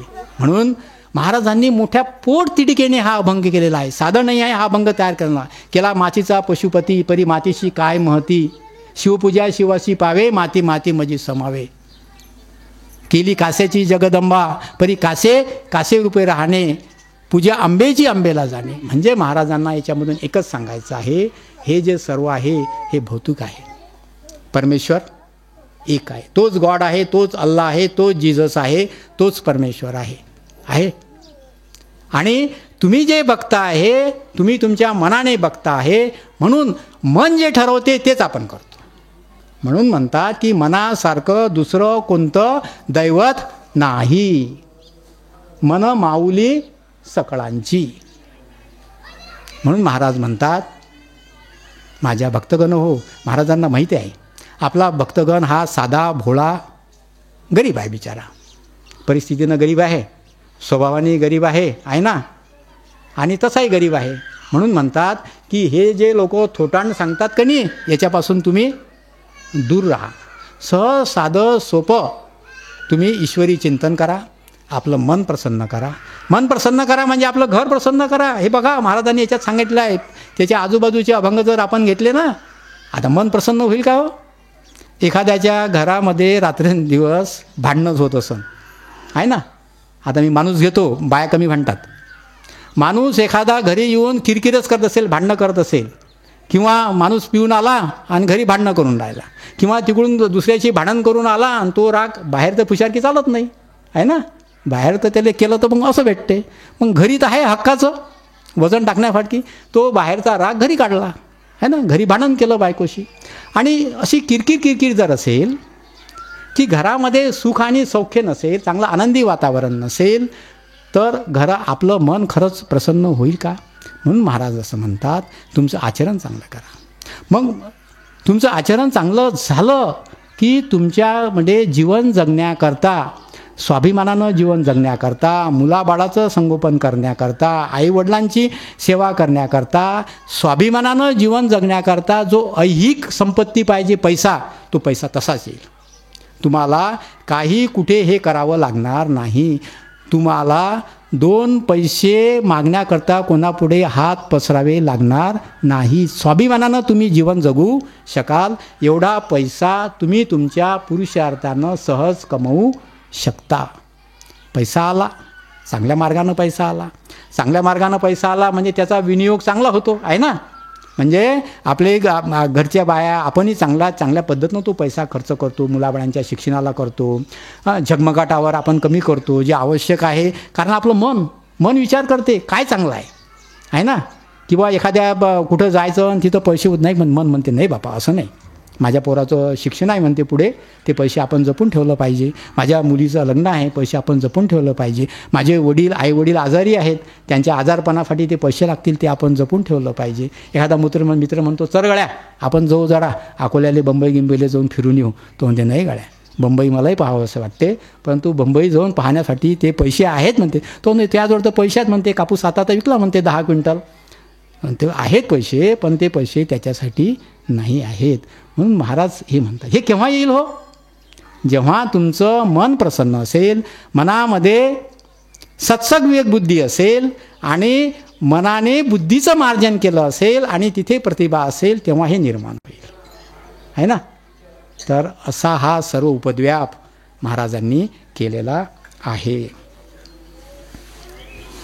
म्हणून महाराज म्हणतात, महाराज मनावर जसं जेवढं आणि सगुण भक्तीवर त्यांनी म्हटलं ना, विठ्ठल विठ्ठल करा, रामकृष्ण हरी करा, ते करा, तसंच ते मनाच्या बाबतीमध्ये हे तयार करतात. म्हणून महाराज म्हणतात की तुम्ही मनाने जी पूजा करताय तीच भगवंताला पावते. मनाने जी पूजा करता तीच भगवंताला पाहते. आता 2 साधक आहेत. एक साधक खूप मनोभावे एखाद्या परमेश्वराची पूजा करतो, विठ्ठलाचीच पूजा असं म्हणा, मनोभावी पूजा करतो. तो बिचारा दर आषाढी कार्तिकीला जाईल, घरी सकाळी उठून काकडा करेल, हरिपाठ करेल, विठ्ठल विठ्ठल करेल, हे करेल. आणि एक दुसरा भक्त आहे, तो म्हणते काय राजा तू विठ्ठल विठ्ठल करतं हे करतं, चांगलं काय आता काय आता मी आता पंढरीला जाऊन येतो आणि तिथं मी आता 10,000 रुपये दान करून येतो. किंवा एखाद्या ठिकाणी तीर्थाला जातो आणि त्या तीर्थाच्या ठिकाणी एखादी धर्मशाळा बांधून देतो. म्हणजे त्याला अहम कशाचा आहे? त्याच्या पैशाचा आहे, त्याच्या पैशाचा आहे. म्हणून महाराज 2 साधक किती उभे करतात. एक साधकाजवळ धनसंपत्ती आहे, गडगंज आहे. एक साधक बिचारा साधा आहे. एक साधक त्याच परमेश्वराची मनाच्या यानं पूजा करतो आहे आणि एक साधक म्हणतो की नाही आपण पैसे जाऊ. एक साधक म्हणते की आपण थोडंसं आधी जाऊ, 8 दिवस आधी, आणि तिथे पंढरीची ते वारी, पायी वारी असते तिथे, आणि 4-4 दिवस लागतात. 4-4 दिवस लागतात आणि 4 दिवसानंतर नंबर लागते, म्हणून तो आधी जाते. तो म्हणते काय 4 दिवसात नंबर लागते? तिथं त्या बडव्यांना पैसे दिले की फटकन घुसता येते. आता तो म्हणते नाही गड्या, आता मला एक माहिती कळली म्हणते, आता आगाऊ बुकिंग करून पैसे भरून दर्शन घेता येते. तेव्हा म्हणते माय पोरानं म्हणते ते ऑनलाईन बुकिंग केलं म्हणते, 2,000 रुपये भरले म्हणते आणि बुकिंग केलं म्हणते, मला तारीखही आली म्हणते आणि वेळही आली म्हणते. इतकी तारीख आली आणि इतकी 11 वाजताची वेळ आली, मी आदल्या दिवशी जाईल. नाही तू बसला म्हणते इतके दिवसाचा हे करत करत. मग तो म्हणते मी गेलोय, पांडुरंगाचं दर्शनही घेतलं आणि तू का अजून रांगेतच आहेस. मग त्याला विचारते का हो कुठं आहे? त्या बिचाराजवळ तो की फोन नसते. मग दुसऱ्याजवळ फोन करते, का रे तो आपला हरिहर कुठे आहे? तो म्हणते गड्या अजून तो लय रांगेत आहे, त्याला अजून 8-10 तास लागतात. तो म्हणते काय मी गेलो दर्शनी करून आलो. पण परमेश्वर दिव्य दृष्टीनं सगळं अंतर्यामानं बघत असतो. दिव्य दृष्टीनं अंतर्यामानं परमेश्वर बघत असतो. मग परमेश्वर प्रसन्न कोणावर होईल हो? ज्याने पैसे घेऊन हे केले त्याच्यात परमेश्वर त्या भक्तावर प्रसन्न होईल आहे ना. म्हणून महाराज म्हणतात मनोमय पूजा हेची पडिये केशी राजा. मनोमय पूजा हेची पडिये केशी राजा. घेतो कल्पनेचे भोग न मानिती बाह्य रंग. अंतरीचे जाणे आदी वर्तमान खुणे. तुका मने कुठे कोठे सरे त्याच्या पुढे. मनानं जी पूजा केलेली आहे तेच आमचा भगवंत घेतो. आणि जे आपण कल्पना करतो, कल्पना कशाची? भक्तिभावाची कल्पना. आता बघा पांडुरंग तर पंढरपुरात आहे, इथूनच तो पांडुरंगाची कल्पना करून राहिला आणि भक्तिभावानं पांडुरंगाला आळवून राहिलेला आहे. मग हा जो कल्पनेचा भक्तिभाव आहे, हा कल्पनेचा भक्तिभाव पांडुरंगापर्यंत पोचतो. तो पांडुरंग त्या भक्ताला प्रसन्न होतो. आणि हे जे बाह्य आहेत, बाह्य अंग आहेत, जसं आता मी पैशाचं म्हटलं, अजून वेगवेगळे बांगे आहेत, त्या बाह्य अंगाकडे परमेश्वर किंचितही ढुंकुणी पाहत नाही. तो परमेश्वर अंतराचं जाणतो, कारण तो परमेश्वर वर्तमान, भविष्य आणि भूत जाणणार आहे. भूत जाऊ द्या, वर्तमान आणि भविष्य जाणणार आहे. तो परमेश्वर वर्तमान आणि भविष्य जाणत असल्यामुळं कोणता भक्त कसा आहे, या वर्तमान काळामध्ये आपला भक्त कोणता कसा आहे ते तो जाणतो. पुढच्या काळामध्ये आपला भक्त कसा राहील ते तो जाणतो. म्हणून महाराज म्हणतात, अंतरीचे जाणे आधी वर्तमान खुणे, तुका म्हणे कुडे, कोठे सरे त्याच्या पुढे. महाराज म्हणतात, जो खोटा भाव आहे ना, पैसे घेऊन दर्शन घेतला असा खोटा भाव आहे, बडव्याले पैसे देऊन रांगेत घुसला हा खोटा भाव आहे, इकडे चिरीमिरी केली आणि गावात बा एखादं मोठं सभागृह बांधणं आहे, तिथं पैसे दिले आणि म्हटलं की हे घ्या माझे 10,000 रुपये. लोक तर काय 500-1000 रुपये देऊन राहिले आणि माझ्या नावाचा मोठा दगड लिहून टाका यांच्या माझ्या वडिलाच्या स्मरणार्थ. पण महाराज म्हणतात, हे सर्व आम्ही जाणतो, अंतरीचा भाव आम्ही जाणतो. तुका म्हणे कुठे, ते खोटेपण आहे ते आम्ही जाणतो. म्हणून महाराजांनी हा जो अभंग केलेला आहे तो कोणाकरता बरा केला असेल? हा अभंग भक्ताकरता केलेला आहे. पुढचा सुद्धा अभंग आहे, मी थोडासा धावत घेतो. भाव तसे फळ न चले देवापाशी बळ, धावे जातीपाशी जाती खुन एरा एरा चित्ती, हिरा हिरकणी काढे आतुनी अहिरणी, तुका म्हणे केले मन शुद्ध रे चांगले. म्हणजे जिथं भाव असेल, जसा आपण भाव घेऊ तसं आपल्याला फळ मिळते. जसा आपण विचार करू त्या विचाराप्रमाणे आपण खेळते. आपण जर वाईट विचार केले, वाईट विचाराचं फळ. आपण जर चांगले विचार केले तर चांगले विचाराचं फळ. आपण जर चांगल्या परमेश्वराचं जर चिंतन केलं, आपल्याला चांगला परमेश्वर दिसेल. आपण जर वेगळ्या परमेश्वराचं चिंतन केलं तर वेगळा चिंतन मिळेल. म्हणून महाराज म्हणतात, भाव तसे फळ न चले देवापाशी बळ, हे पैशाचं बळ चालत नाही. धावे जातीपाशी जाती खुन एरा एरा चित्ती. जातीपाशी जात म्हणजे कोणती जात?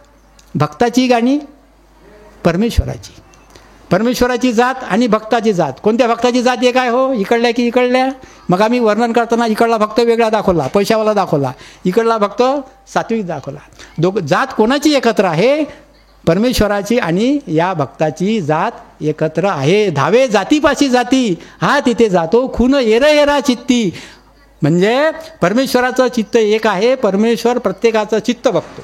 परमेश्वर याच्यामधलं प्रत्येकाचं चित्त बघतो आणि कोणत्या आपल्या जातीचं आहे, कोणत्या आपल्या कुळाचा आहे त्याला तो जवळ घेतो. हिरा हिरकणी काढे आतून अहिरणी. जो हिरा माहिती आहे ना, तो खरा जो हिरा असतो त्याच्यावर किती मोठा हातोडा टाकला की तोचा भुगा होत नाही. ते खरा हिरा जो असतो हातोड्याने मारल्यानंतर तो अहिरणीत जातो. म्हणजे खरा जो भक्त आहे तो खरा भक्त ह्या सर्व तपाला तपून उरतो. आणि जेव्हा हिरकणी त्या हिऱ्याजवळ जाते, सटकन तो हिरा त्या हिरकणीमध्ये येतो. म्हणून महाराज म्हणतात, जो खरा माझा भक्त आहे तो कसा आहे? हिऱ्यासारखा आहे. त्याच्यावर बिचारावर किती आघात झाले, किती काही संकट आले, संपत्ती संकट असेल, कोणतंही संकट असेल, तर त्याचा भुगा, हिऱ्याचा भुगा होत नाही. म्हणजे तो डोलत नाही. समजा आपली पंढरीची वारी करायची इच्छा आहे, आपण म्हणतो की नाही यावर्षी चांगलं पिकलं पंढरीची वारी करू. समजा यावर्षी पिकलं नाही तर तो तसं म्हणत नाही की मला गळा यावर्षी कापूस झाला नाही, धान्य झाला नाही, मी गळा यावर्षी काही पांडुरंगानं तर काही माझ्याकडे पाहिलं नाही, पांडुरंगानं माझ्याकडे पाहिलं नाही. मग पांडुरंगाले मला दर्शनाले बोलायचं होतं तर मग मला पीक कोणी चांगलं दिलं? अशा तोड्या लावणारे भक्त आहेत बाबा. त्या बालाजीमध्ये गेल्यानंतर तोड्या लावतात की यावर्षी माझा व्यवसाय चांगला होऊ दे आणि टक्केवारी करतात की याच्यातलं 10% तुला देईल. तुम्हाला माहीत नसेल टक्केवारी, हे मोठे मोठे बिल्डर आणि मोठे मोठे व्यावसायिक आहेत ना, ते म्हणतात का हो तुमचे भागीदार कोण आहे? म्हणते हा एक तिसरा भागीदार कोण आहे? तो सुप्त आहे म्हणते. मग सहज सुप्त म्हणजे काय कोणाला सांगत नाही. एखाद्या चांगल्या मित्राला सांगते सुप्त म्हणजे मी म्हणजे बालाजीशी पार्टनरशिप केली म्हणते. मी बालाजीची पार्टनरशिप म्हणजे बालाजी म्हणजे एक देव नाही, मी सहज घेतला कोणत्या तरी देवाशी, कोणत्याही देवाशी घेऊ शकते तो. पांडुरंगाशी पार्टनरशिप करू शकतात लोक, आहे ना. मी बालाजीशी पार्टनरशिप केली म्हणते, आणि खरंच समजा जर त्याला एखादं प्रॉफिट झालं, 4 कोटी झाले, त्याचा जर 10% जर शेअर असला तर 4 लाख रुपये तो जाते तिथं. हे सर्व झाल्यानंतर केस काढते, पूजा करते, 4 लाख रुपये त्याच्या पेटीत टाकून देते, आहे ना. ही झाली. म्हणजे अशा प्रकारचे सुद्धा भक्त आहेत. महाराज म्हणतात अशा प्रकारचे सुद्धा भक्त आहेत. म्हणतात ते हिऱ्यासारखे नाहीत. हातोडीने मारल्याबरोबर त्याचा ठिसूळ होते. माझे भक्त कसे आहेत? हातोडी मारल्यानंतर भुगा होणार नाही, त्या ऐरणीमध्ये जाईल. हिरकणी दाखवली, परमेश्वराचं नाव घेतलं की सटकन वर येईल, आहे ना. हिरा हिरकणी काढी आतून अहिरणी, तुका म्हणे केले मन शुद्ध हे चांगले. महाराज म्हणतात काय करा? अजून मन शुद्ध करा, मन शुद्ध करा. 6 वाजून राहिले बंडू. हां आता हिऱ्याचा आला आणि याचा आला म्हणून आता थोडासा वेगळा अभंग घेतो. आज आपण बघतो आहे की ठिसूळ भक्तांचा सुळसुळाट झालेला आहे ना. ठिसूळ भक्तांचा सुळसुळाट झालेला आहे. ठिसूळ भक्तांचा काय आहे? ठिसूळ संतांचा सुद्धा सुळसुळाट झालेला आहे. आणि ठिसूळ कीर्तनकाराचा आणि प्रवचनकाराचा सुद्धा सुळसुळाट झालेला आहे. हा, सर्व जग हे ठिसूळ झालेलं आहे. आपण तर भक्ताचं नाव विचारे, कारण आपण काही आहोत. परंतु जे धर्माचे किंवा संप्रदायाचे मुख्य समजता आहात ते सुद्धा ठिसूळ झालेले आहेत. ते सुद्धा मोहमायाच्या मागे लागलेले आहेत. मोठ्या तोंडानं मोठे म्हणजे ब्रह्मज्ञान सांगून राहिले, मोठं कीर्तन करून राहिले, मी मोठ्या तोंडानं प्रवचन करून राहिलो, असं केलं पाहिजे, तसं केलं पाहिजे, सर्व भूता सम्यक्य बघितलं पाहिजे, सर्व जीवामध्ये बघितलं पाहिजे, कामकांचन याच्यापासून दूर राहिलं पाहिजे. आणि इच्छा बघतो आहे की माझं कीर्तन प्रवचन झालं की मला एखादं पाकीट भेटलं पाहिजे, मला एखादं पाकीट भेटलं पाहिजे. महाराज तर आज असे आता आहेत की कीर्तनकाराच्या जेव्हा आता थोडंसं महाराजांचा अभंग आहे म्हणून मी डायरेक्ट बोलतो, आहे ना. नाहीतर बा किंवा महाराज असे डायरेक्ट आम्हाला बोलले, हे महाराजांनी त्या काळामध्ये पोततिडकीनं सांगितलं म्हणून सांगतो की कीर्तनकाराची जेव्हा तारीख पक्की होते, पहिले तर आमचे कीर्तनकार म्हणतात तारीख बुक काय, कोणतीच खाली नाही.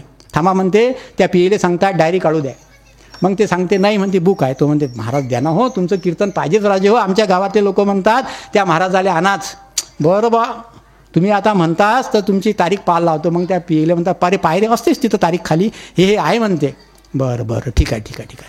मग साहजिकच एवढा वेळ केलं तर मग हाच विचारते, त्याला माहीत आहे मग किती द्याला. तुम्हाला माहीत नाही काय, त्या गावले आलो होतो, त्यांनी 1 लाख हे केले होते, त्यांना विचारून घ्या ना, त्या संपत पाटलांना विचारून घ्या. ते म्हणते अरे बापरे 1 लाख नाही म्हणते 80. ठीक आहे.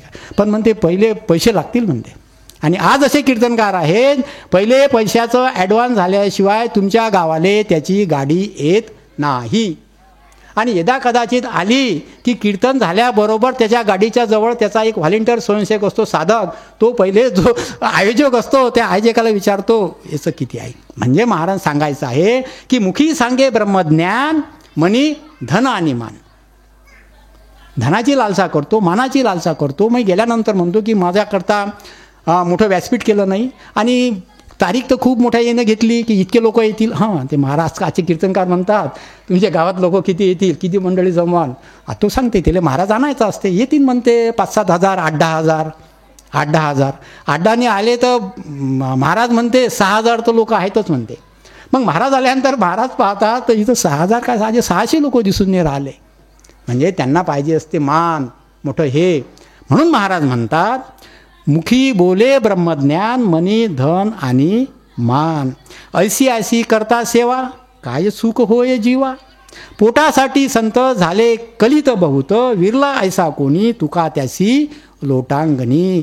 महाराज म्हणतात मुखानं खूप ब्रह्मज्ञान सांगायचं, तत्वज्ञान सांगायचं, देवाचं ज्ञान सांगायचं, परंतु मनामध्ये अभिलाषा असते धनाची, मनामध्ये अभिलाषा असते मनाची, आणि मनी धन आणि मान. महाराज म्हणतात तर अशा लोकांची सेवा करून तुम्हाला काय भेटन. आपल्याला म्हणतात की असे संत असे कीर्तनकार तुम्ही आणून तुम्हाला काय पुण्य भेटन. गावामध्ये मोठे कीर्तनकार आणले की आपण म्हणतो नाही बा मोठे कीर्तनकार आणले, आणि जो आयोजक असते की नाही त्याला गावाच्या गडे आता पुण्य तुले लय भेटते, आपल्या गावालाही पुण्य लय भेटते. तुकाराम महाराज म्हणतात अशानं कसं पुण्य भेटेल, ऐसी ऐसी करिता सेवा काय सुख होय जेव्हा. म्हणजे असे आता कीर्तनकार, मी तुम्हाला एक उदाहरण सांगतो बरं, नुसतं हा अभंग त्या कीर्तनकाराशीच नाही आहे, तुम्हाला समजावा म्हणून. म्हणजे असे मोठे कीर्तनकार आणून त्यांना तुम्ही 1,00,000 रुपये देऊन, की ज्याची लालसा हे धनामध्ये आहे आणि मानामध्ये आहे, तुम्ही कोणतं पुण्य केलं, तुम्ही कोणती सेवा केली, त्याच्यापासून तुमच्या जीवाला, तुमच्या गावातल्या जीवाला काय सुख मिळेल. महाराज म्हणतात पोटासाठी संत झाले कौतुक बहुत, पोटासाठी आजकाल संत झाले. आणि आज नुसतं कीर्तनकार प्रवचनकारांनीच नाही तर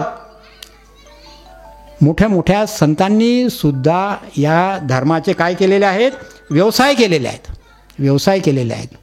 म्हणून पोटासाठी केले म्हणजे या धर्माचं, या संताचं, या संतत्वाचं त्यांनी व्यावसायिकरण केलेलं आहे पैशाच्या स्वरूपामध्ये. आणि काही काही संतांचं आणि काही काही कीर्तनकार प्रवचनकार महंत मुनी पंडितांचं तर हा चरितार्थाचं साधन झालेलं आहे, की यामधून पैसे कमवायचे, यामधून घरदारं चालवायचे, बिल्डिंगा घ्यायच्या, मोठ्या मोठ्या गाड्या घ्यायच्या, ऑडी कार घ्यायच्या, याच्यामधून मोठ्या मोठ्या गाड्या घ्यायच्या. म्हणून महाराज म्हणतात पोटासाठी संत झाले कवदित बहुत, विरला ऐसा कोणी तुका त्याची लोटांगणी. असा मला भेटत नाही, असा जर मला भेटला की जे ह्या सर्वांच्या दूर राहील, मी त्याच्या लोटांगण घालेल. महाराजांना काय अभिप्रेत आहे, ह्या सर्व याच्यापासून पोटासाठी व्यावसायिकरण करू नका, मान आणि दंभ आणि धन याच्यापासून दूर राहा. जे ब्रह्मज्ञान सांगतात त्याचा पहिले तुम्ही स्वानुभव घ्या, असे महाराज तेव्हा म्हणतात. त्या काळामध्ये सुद्धा खूप विरळ आहेत, म्हणजे कमी होते. आज तर काही विचारूच नका, लाखामध्ये एखादे एक, जसे लाखामध्ये आपले संत वासुदेव महाराज. बघा, आपण वासुदेव महाराज संत तुमच्या नजरेसमोर ठेवा आणि बाकीचे संत तुम्ही नजरेसमोर ठेवा. वासुदेव महाराजांचं तुम्ही 100 याच्यामध्ये बघाल, काही महाराजांसारखे नाही होणार, परंतु 90च्या घरात जातील, 80च्या जातील, 70च्या घरात जातील. आपण 70पर्यंत त्यांना मार्क देऊ, म्हणजे मुलगा पास होतो, चालेल, ठीक आहे. तुम्ही प्रत्येकजणच वासुदेव महाराज होणार नाही, मान्य आहे आम्हाला 70. परंतु काही काही संत आणि कीर्तनकार आणि प्रवचनकार आणि पंडित जर बघितले तर तुम्ही बघाल की हे सांगतात काय, हे करतात काय, यांचं आचरण काय. हे मोठे मोठे हे सांगतात की बा हे करावं, कामापासून दूर राहावं, कांचनपासून दूर राहावं, आणि यांचं तर आपण टी व्हीवर बघता, यांचं तर हे चालू आहे की साधं जीवन जगावं. याचं पाहाल तर मखमली शर्ट, साधी गाडी, साधी चालते, ऑल्टो कार आपली, ठीक आहे. आता आजकाल जावं लागते तर ऑडी कार कशाला पाहिजे, स्वेंजर कार कशाला पाहिजे. मग म्हणून महाराज म्हणतात की असे संत विरळा आहेत, आणि आजच्या युगामध्ये सुद्धा असे संत विरळ आहेत. या वारकरी संप्रदायामध्ये वासुदेव महाराजांसारखे, अजून वासुदेव महाराजांसारखे बरेच संत आहेत. विठ्ठल महाराज होते, आता बाकीचे अजून महाराज आहेत, निवृत्ती महाराज आहेत, असे बरेचसे महाराज आहेत.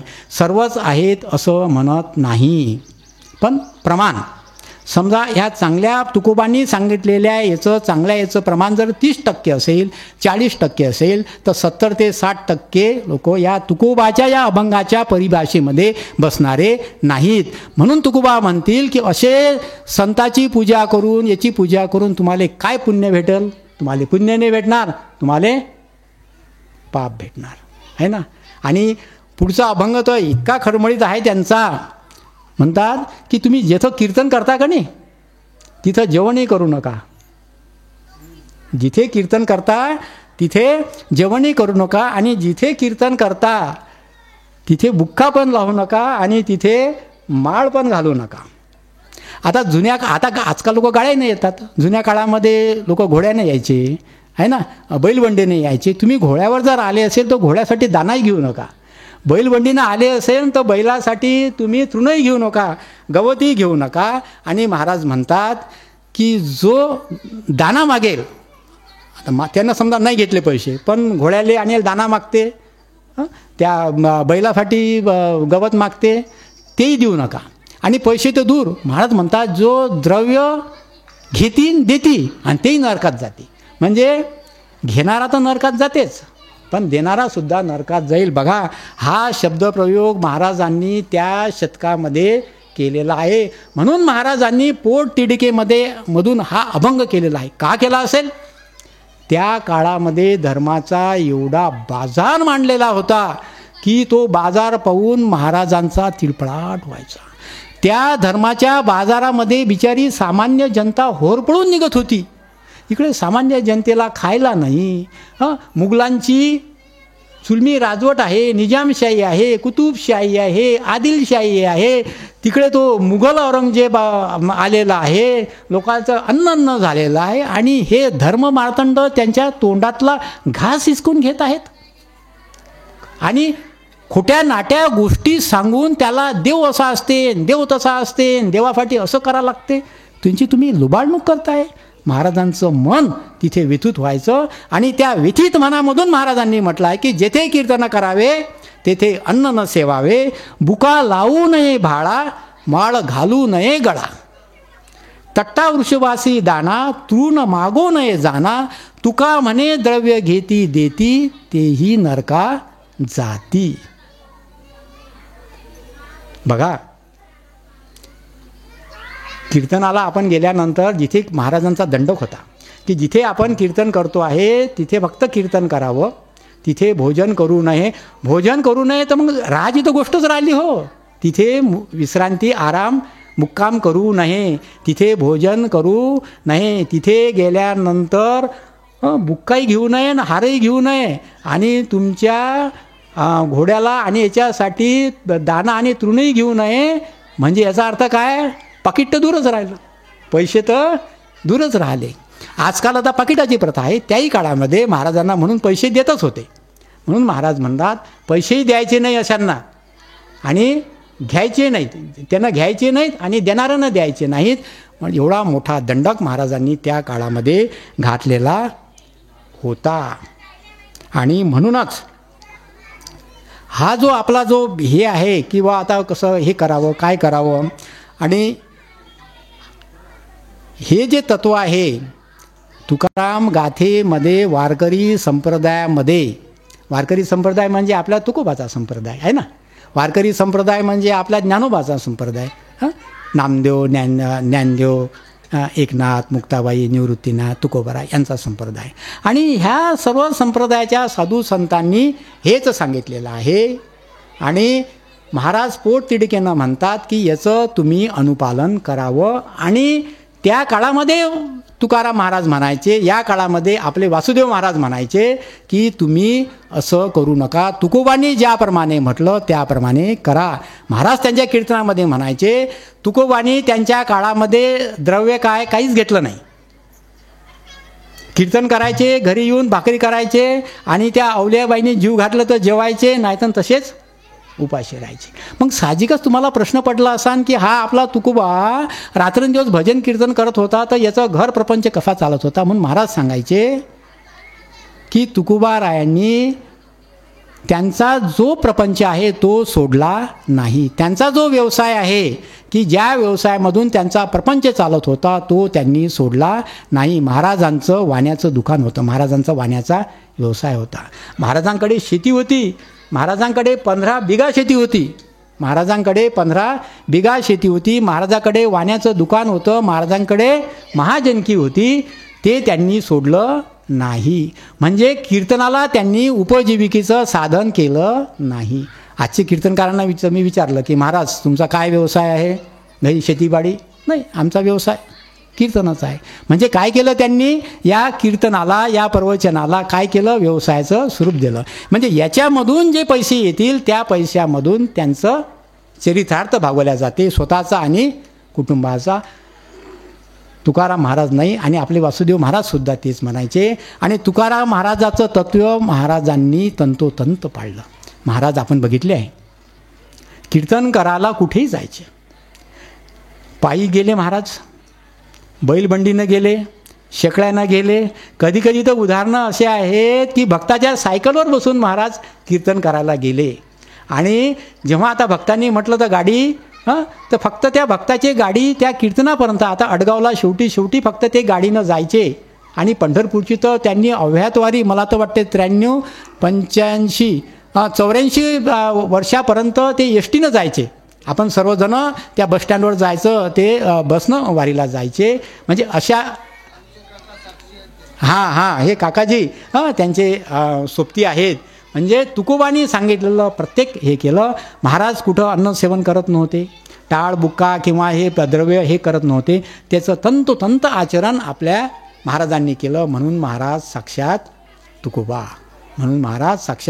तुकोबा. मला आपल्याला एवढंच सांगितलं आहे की महाराजांनी, तुकाराम महाराजांनी एवढा अट्टहास करून हे अभंग लिहिले. त्यांना खुशी नव्हती.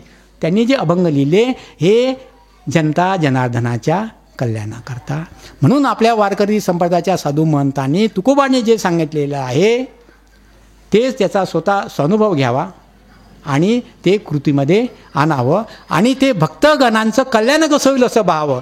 भक्तगणांची लुबाडणूक होणार नाही, इकडे जातीनं लक्ष द्यायचं. भक्ताचं कल्याण कसं होईल असं पाहायचं. ठीक आहे, काळानुरूप आता घोडे गेले, बैल गेले, आता गाड्या आल्या.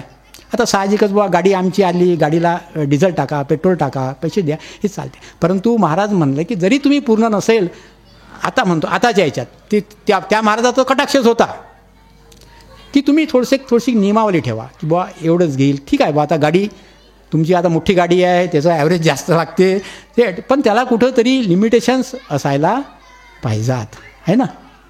तर या अभंगामधून जरी हे गोष्ट बुके आणि हारापर्यंत आले, तुम्ही म्हणसान का हो सर चोपडे सर, तुम्ही तर बुका लावला आणि हार घेतला, आहे ना. म्हणजे हा एक्स्ट्रीम याचा जो आहे हा भाग त्यांनी दिलेला आहे.